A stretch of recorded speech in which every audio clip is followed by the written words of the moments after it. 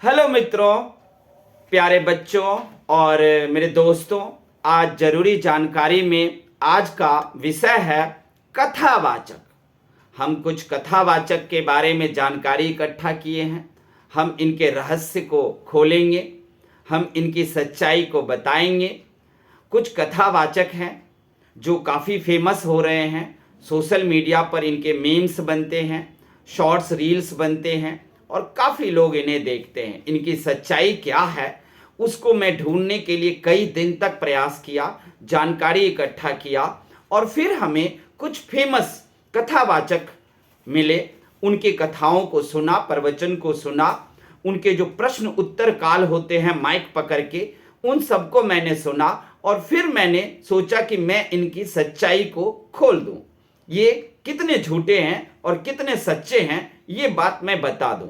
तो मुझे जो कथावाचक आज के दौर में मिले वो हैं, सबसे पहले महाराज प्रेमानंद जी, दूसरे हैं पंडित धीरेन्द्र शास्त्री, तीसरे हैं नीम करौली बाबा जो अब जिंदा नहीं हैं, चौथे हैं जया किशोरी जो काफ़ी अच्छी सुमधुर भाषा से वो प्रवचन सुनाते हैं, और अगला है महाराज अनिरुद्धाचार्य जी। अनिरुद्धाचार्य जी को कई नामों से पुकारे जाते हैं, इनको कृष्णा बाबा भी कहते हैं। तो इन सब के बारे में हमने जानकारी इकट्ठा किया है और हम आपको बताएंगे। बहुत सारे लोग इनकी आलोचना भी करते हैं, लेकिन जो इनके अनुयायी फॉलोअर्स हैं वो क्या कहते हैं हम उसके बारे में आपको बताएंगे। एक 2023 में घटना घटी थी। भोले बाबा थे, वो टाई बेल्ट ये सब पहनकर प्रवचन करते थे। वहां पर भगदड़ मच गई और 121 लोगों की मौत हुई थी। और फिर मीडिया, सरकार, प्रशासन बाबा पर दोष लगा रहे थे, लेकिन जब उनके फॉलोअर्स और अनुयायी लोगों ने मीडिया के सामने आकर बयान दिया कि भगदड़ या कोई घटना किसी के बस में नहीं है, लेकिन उस बाबा के कारण वो बेल्ट पहन के आए या टाई पहन के आए, लेकिन उस बाबा के कारण जो हमारी जिंदगी बदली, हम जितने बुरे कर्म में थे उसका क्या। देखो, जब मैंने इन सारे बाबाओं के बारे में पता किया और इनके फॉलोअर्स के जिंदगी के बारे में पता किया तो मैं अचंभित था। मैं समझा कि आखिर इस बाबाओं के द्वारा ये आम जनता का फायदा हुआ कैसे है। तो मुझे पता चला कि देखो, हम लोग जो है ना वो बुरे कर्म में फंस जाते हैं, कुप्रवृत्तियों में फंस जाते हैं, पाप में फंस जाते हैं। लेकिन ये सारे बुरे कर्म करते हुए भी जब हम उकता जाते हैं तब हम भगवान को पुकारते हैं कि काश मैं इस बुरे कर्म से निजात पाऊं, इस बुरे कर्म से मुझे मुक्ति मिल जाए। तब मुझे लगता है कि ऐसे कथावाचक सबको भेजा जाता है भगवान के द्वारा, उनके प्रवचन सभा में उन बुरे कर्मियों को भेजा जाता है भगवान के द्वारा कि ताकि वहां जाकर सब लोग अपने मन बदले और अपने जिंदगी को स्वर्ग बना ले। ध्यान रहे कि हमारे जो भगवान हैं वो सीधे तौर पर हमारी मदद नहीं करते। बुरे कर्म से छुड़ाने के लिए भी वो हमें किसी न किसी व्यक्ति को, मसीहा को भेजते हैं। तो मुझे जानकारी इकट्ठा करते हुए ये प्राप्त हुआ कि ये जो चारों पांचों जो फेमस कथावाचक हैं वो एक मसीहा है जो जिंदगी बदल दी है। क्योंकि मैंने इनके प्रवचन में देखा किसी के ऊपर भूत नहीं आ रहा है जो सिर हिला रहा हो, बालें हिला रहे हो, की कर रहे हो, ऐसा कुछ नहीं है। जबकि मैंने क्रिश्चियंस के प्रवचन में अन्य जगहों पर उनके ऊपर भूत आ रहा है, क्रिश्चियन के पादरी आ रहे हैं, उनके माथा पर हाथ रखते ही उनका भूत दूर हो जाता है, या अन्य धर्मों में भी हमने देखा है। लेकिन इनके सभाओं में कहीं किसी पर कोई भूत आते हुए मैंने नहीं देखा है। मतलब कि ये किसी भी तरह के पंथ, धर्म या कल्ट खुद की स्वयं की शुरुआत करने की कोशिश नहीं की है। इन कथावाचकों ने भगवान ईश्वर पर भरोसा सिखाया है कि ईश्वर पर भरोसा करो और हमारी बात को मान लो ताकि तुम्हारी जिंदगी स्वर्ग से भर जाएगा और तुम्हारी जिंदगी में शांति, समृद्धि आ जाएगी। तो आइए हम इन बाबाओं के बारे में पहले छोटा छोटा जीवन परिचय लेते हैं कि इनका जीवन परिचय क्या है, इनकी ऑटोबायोग्राफी के बारे में, बायोग्राफी के बारे में थोड़ी थोड़ी जानकारी हम पांचों के बारे में दे रहे हैं। पहले प्रेमानंद महाराज जी। प्रेमानंद महाराज जी को प्रेमानंद गोविंद सरन के नाम से जानते हैं। दरअसल में इनका असली नाम अनिरुद्ध कुमार पांडे है। 1969 में कानपुर उत्तर प्रदेश में इनका जन्म हुआ। ये इस वक्त वृंदावन में राधा बल्लभ संप्रदाय को चलाते हैं। 13 साल की 13 इयर्स के एज में प्रेमानंद जी ने अपना घर छोड़ा और सन्यासी बन गए। अध्यात्म के रास्ते को जानने के लिए ये वाराणसी पहुंचे और वाराणसी में गंगा किनारे ये तपस्या करते थे और गंगा तट पर दिन रात बिताते थे। एक दिन पीपल के नीचे ये तपस्या कर रहे थे। उस टाइम कोई साधु आया और उस साधु ने इनको बताया कि तुम वृंदावन जाओ और वहां कृष्ण और राधा रानी के रास लीला को देखो, उनको समझो। ये उनकी बात मानकर वृंदावन आ गए। यहां पर उनको गुरु मिला और उन्होंने गुरु बनाया। वो गुरु थे गौरंगी सरन जी, तो प्रेमानंद जी महाराज जी के गुरु भी हैं। ध्यान रखना, ये सारे लोग ये नहीं कहते कि मैं कुछ हूं, ये अपने गुरु को सबसे ज्यादा सम्मान देते हुए लोगों को सही रास्ता दिखाते हैं। यहां पर में इन्होंने गौरंगी सरन जी को गुरु मानने के बाद यहीं वृंदावन में रह गए और धीरे धीरे यहां पर भक्तों की संख्या बढ़ी और भक्त जब इनके प्रवचन सुने तो भक्तों के जीवन बदलने लगे। अब देश विदेश हर जगह से जो भक्त आते हैं इनके यहाँ पर, सबके लिए इनका यानी कि राधा बल्लभ संप्रदाय सबके लिए दवाइयाँ, ठहरने की जगह या अन्य खाने पीने की व्यवस्था सब कुछ ये फ्री करते हैं। और इनके पास जो भी दान आता है उन दान से लोगों की भलाई ही करते हैं और अन्य चीजें बनाते हैं। इसके अलावा इन पे कुछ आलोचना हुई है। जैसे एक बार कुत्ता विवाद हुआ था, प्रेमानंद जी ने कह दिया था कि जिस घर में कुत्ता रहता है उस घर का ठाकुर जी प्रसाद ग्रहण नहीं करते। लेकिन इस पर उनकी आलोचना हुई, हम सब भी आलोचना किए। वो इसलिए किए कि ऐसा नहीं हो सकता, क्योंकि महाराज जी को समझना चाहिए महाराज जी ने क्या कह दिया, क्योंकि कुत्ता तो महादेव का अनुचर है, महादेव भैरव का रूप है, वो हमारे लिए बुरा कैसे हो सकता है।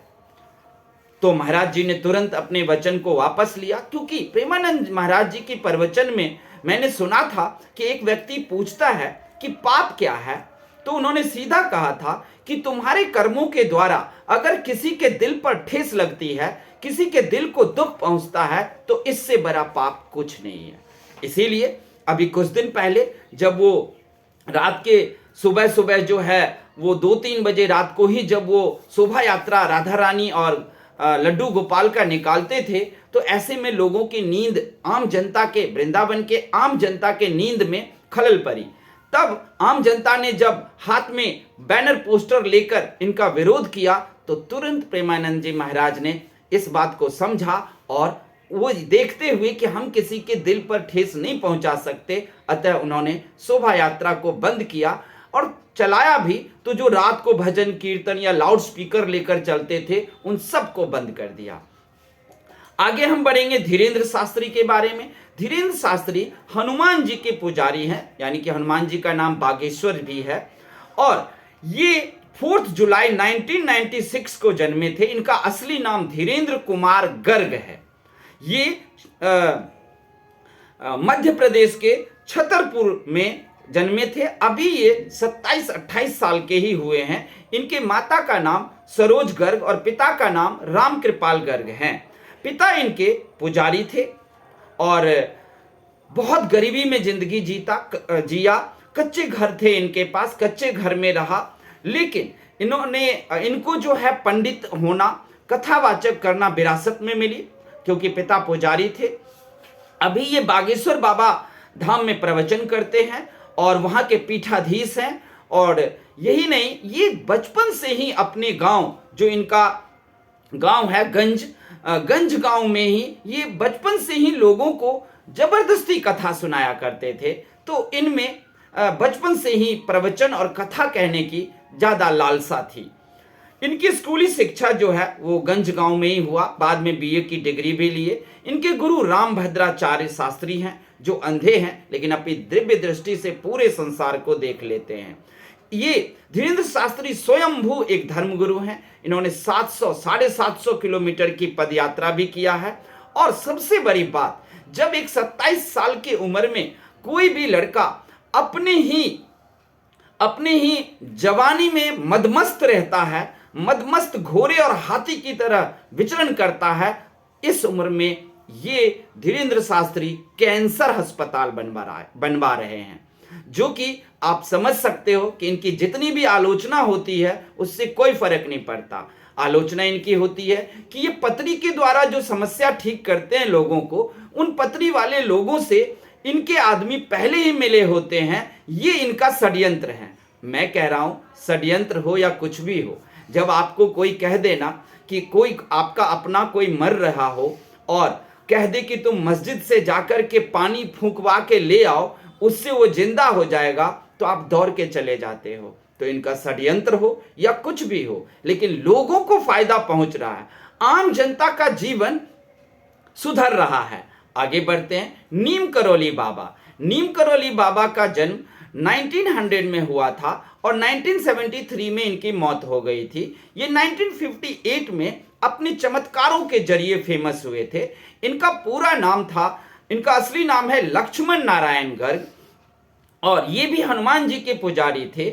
घर छोड़ा साधु बनने के लिए, लेकिन जब ये घर वापस आए तो पिताजी ने इनकी शादी करा दी। इनके 3 बच्चे भी हुए और ये इनका जन्म इनका जो है ये निस्वार्थ रूप से लोगों की सेवा किया, चमत्कार किया, भक्ति सिखाई लोगों को और शिक्षा दिया।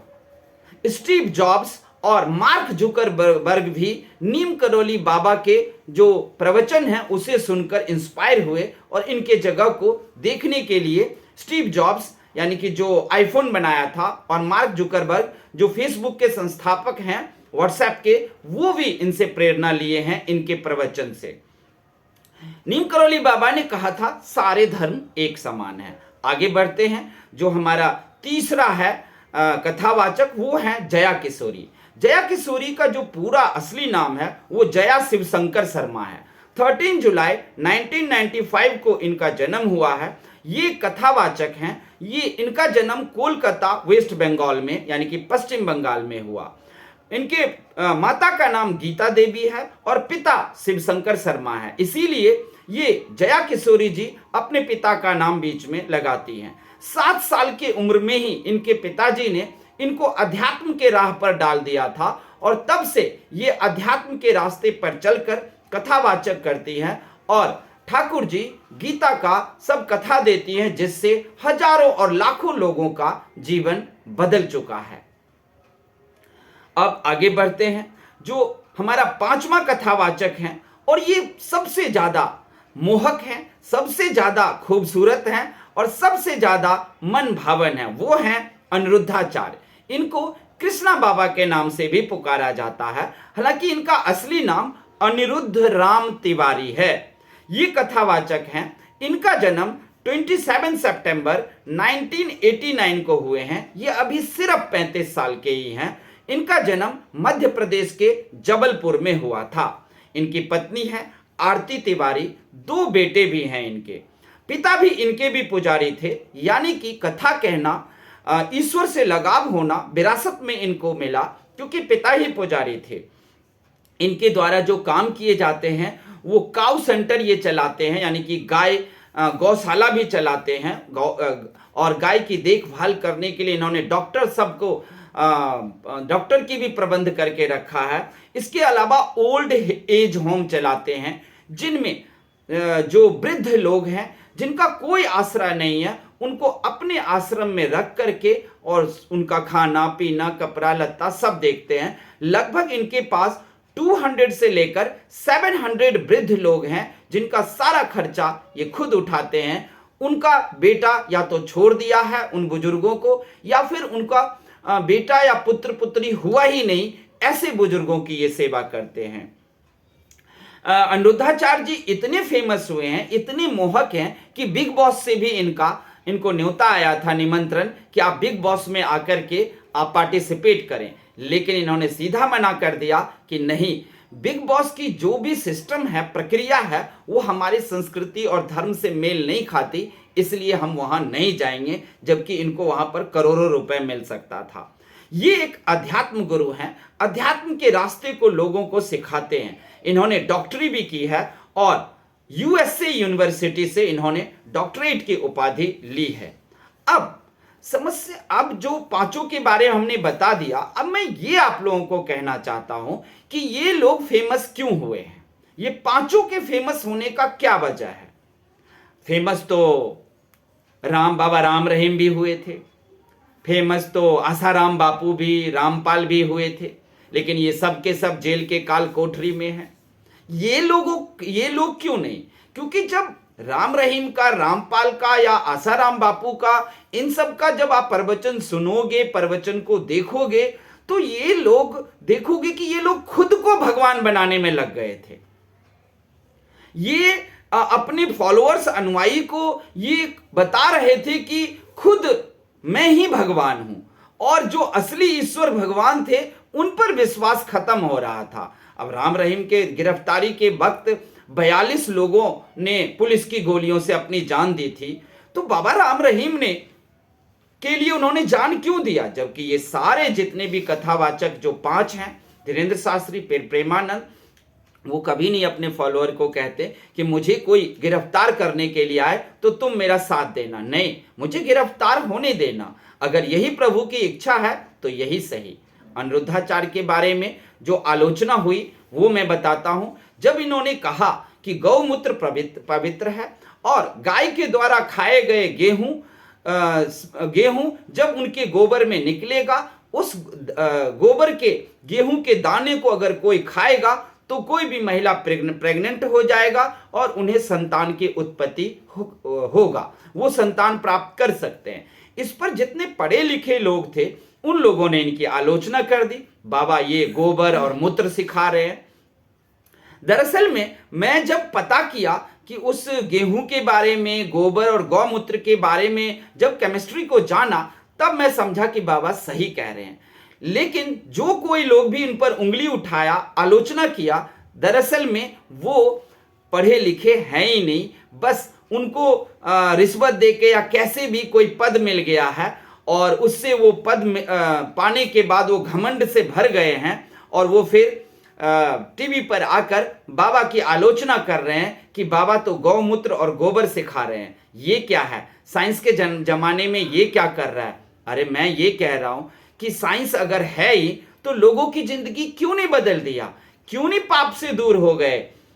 क्योंकि साइंस कितनी भी तरक्की कर ले, लेकिन अगर हमारे जीवन में कुप्रवृत्ति भरा हुआ है, हमारे जीवन में नशा है, हमारे जीवन में पति पत्नी में कलह है, पारिवारिक दुर्दशा है, तो साइंस ठीक कर देगा? नहीं। अगर इन कथावाचकों ने सबकी जिंदगी को बदला है और लाखों लोगों की जिंदगी को बदला है, कैसे? एक तो ये कथावाचक आजकल यूट्यूब, सोशल मीडिया के प्लेटफॉर्म को यूज करके खुद करोड़ों कमा रहे हैं और उस करोड़ से आम जनता को फायदा पहुंचा रहे हैं। दूसरी तरफ आम जनता इनका वीडियो बना करके, इनका रील्स, शॉर्ट्स बनाकर, मीम्स बनाकर लाखों करोड़ों कमा रहे हैं। तो क्या कोई साइंस है जो इस तरीके से एक आम आदमी को फायदा पहुंचा दे, उनका जीवन लाखों करोड़ों रुपए से भर दे? लाखों करोड़ों तो दूर, जब इन बाबाओं के यहां ये माइक पकड़ के क्वेश्चन पूछने की जब बारी आती है तो कोई पूछता है कि धर्म बड़ा या कर्म बड़ा, तो अनिरुद्धाचार्य जो जवाब देते हैं आप सबको पता होगा कि नहीं, कर्म तब बड़ा जब वो धर्म से संबंधित हो, वरना रावण भी तो कर्म ही कर रहा था और एक बकरा काटने वाला भी तो कर्म ही कर रहा है, लेकिन वो अनैतिक है और अधार्मिक है। जो धार्मिक रूप से कर्म करे, जो धर्म को अपनाकर और तब कर्म करे, वही कर्म अच्छा है। तो और बहुत सारे नशेड़ी लोग आए, वो लोगों की पत्नी ने कहा ये नशा करता है, मारता है, पीटता है, लेकिन अनिरुद्धाचार्य, प्रेमानंद, जया किशोरी या फिर धीरेन्द्र शास्त्री की जो बातें उन्होंने सुना और कहा, है अब तो नहीं करोगे ना घर में झगड़ा, पत्नी को तो नहीं मारोगे, नशा तो नहीं करोगे, ऐसा तो नहीं करोगे, सबने माना। और बाहर जाकर उन्होंने मीडिया के सामने अन्य माइक पर कहा है कि बाबा ने हमारी जिंदगी बदल दी। आप बताओ, साइंस ने क्या हमारी जिंदगी बदली है या हमारी जिंदगी को उलझा के रख दिया, जटिलताओं में ले गया है? तो आप देखोगे साइंस ने हमारी जिंदगी बर्बाद करके रख दिया है। सुलभता जरूर दी है, बीमारियों के दवाइयों की खोज जरूर की है, लेकिन हमारी आत्मिक शांति, हमारी दिमागी शांति साइंस ने छीन कर रख दिया है।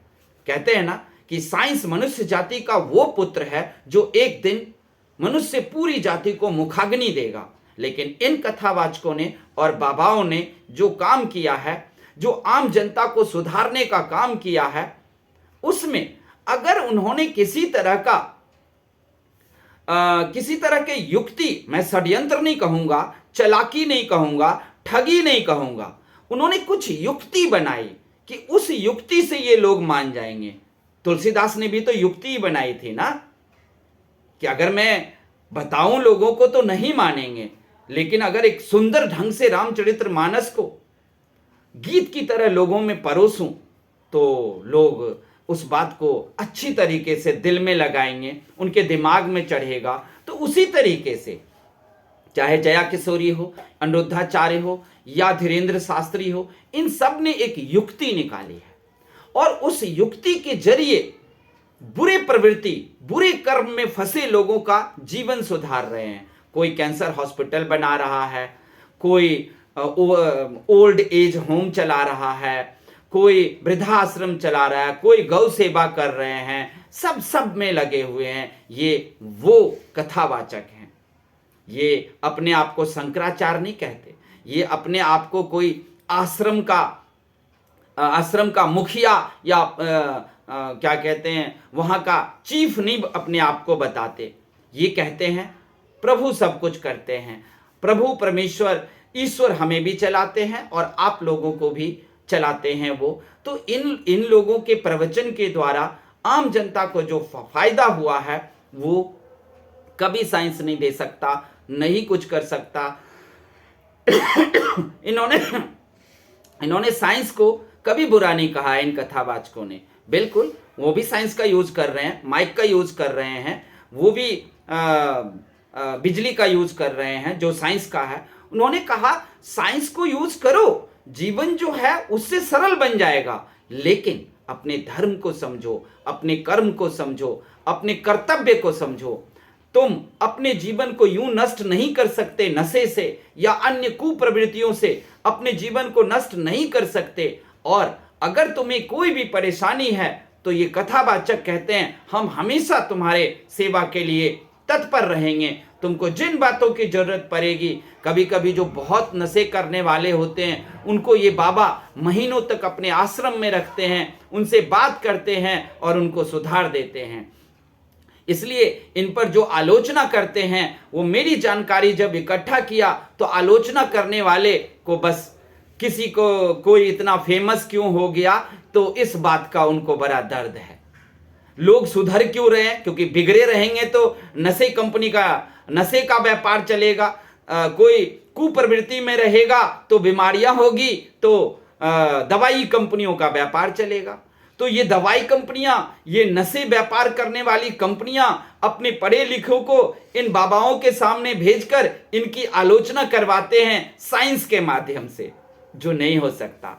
साइंस किसी की आत्मा शुद्ध नहीं कर सकता, उन्हें मुक्ति का राह साइंस नहीं दिखा सकता। साइंस आपको मुखाग्नि का राह दिखाएगा, साइंस कभी भी मुक्ति का रास्ता नहीं दिखाएगा। आपके जीवन को शुद्ध साइंस नहीं कर सकता। अगर आपके जीवन को कोई कर सकता है तो इन बाबाओं के प्रवचन आप 10 मिनट 20 मिनट इनको सुनो, इनको देखो, ये क्या बता रहे हैं, ये अपने धर्म को लेकर कितना संजीदा हैं। ये कहते हैं हाँ, कोई भी धर्म हो, अपने धर्म के प्रति कट्टर होना या फिर उन विचारों पर चलना कोई बुरी बात नहीं है। तो ये था इन पांचों बाबा की सच्चाई जो हमने आपको बताया। आप इन पांचों कथावाचक की, बाबा कह लो कथावाचक कह लो, एक ही है सच्चाई। ये किस तरह लोगों को फायदा पहुंचा रहे हैं, लोगों की आत्मा दिल दिमाग को बदलकर इन्हें मुक्ति का राह दिखा रहे हैं। तो आप लोगों को ये जानकारी कैसी लगी हमें कमेंट करके बताना, और अच्छा लगे तो सभी कथावाचकों के अनुयायियों से, फॉलोअर से निवेदन है कि हमारे चैनल को भी आप लोग सब्सक्राइब कर दें और बाबाओं के बातों पर हमेशा अपनी जिंदगी को चलाएं। इन कथावाचक के जो प्रवचन है उनको अपने दिमाग और दिल में उतरने दें। ओके, थैंक यू, धन्यवाद, जय हिंद, जय श्री कृष्ण।